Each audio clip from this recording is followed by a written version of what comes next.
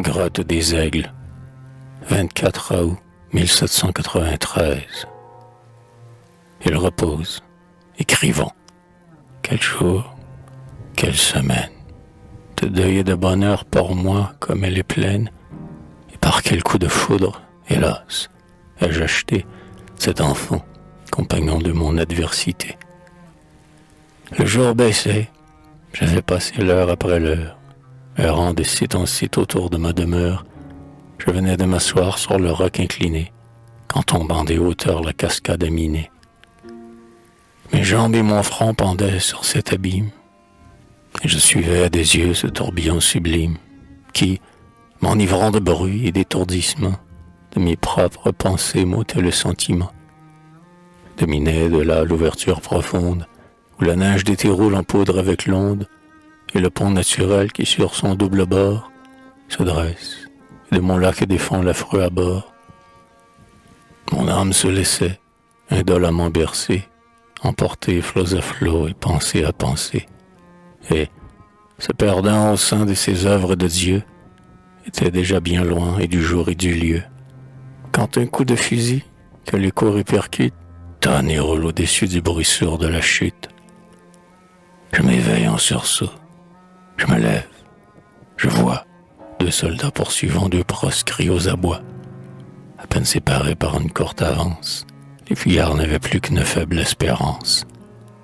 Les soldats rechargeaient leurs armes en courant, les deux proscrits touchaient aux parois du torrent. Il fallait ou périr, ou trouver un passage. Ils s'arrêtent glacés d'horreur sur le rivage, le gouffre est sous leurs yeux et la mort sur leurs pas. Je les vois s'embrasser. Je ne réfléchis pas qu'un cri de mon séjour va trahir le mystère. Je jette un cri soudain, perçant, involontaire. Ils m'entendent. Jaco, je montre de la main sur le gouffre fumant le hasardeux chemin.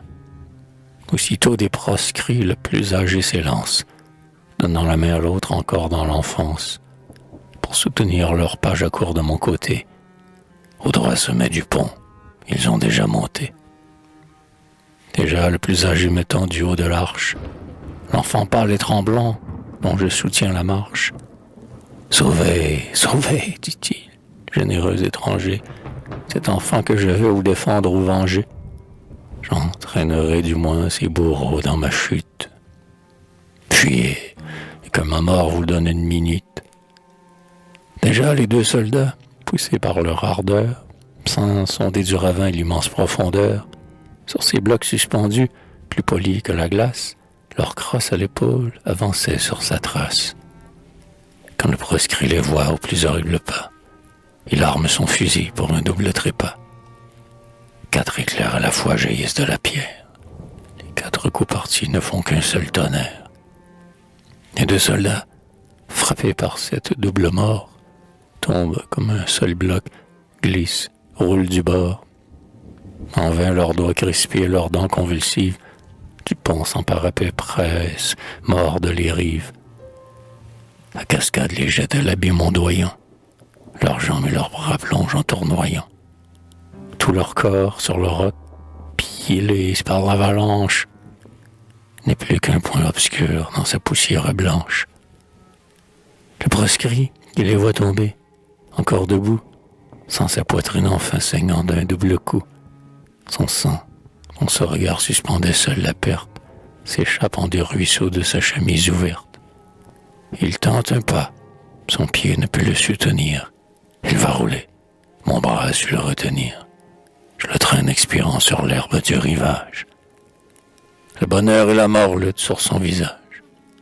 Il baise avec amour son fusil triomphant, savoir en la parole et l'âme à son enfant. Nous étanchons son sang, nous lavons sa blessure, puis, formant à la hâte un brancard de verdure, l'enfant portant les pieds, moi le front, nous marchons. Et dans ma grotte enfin, mourant, nous le couchons.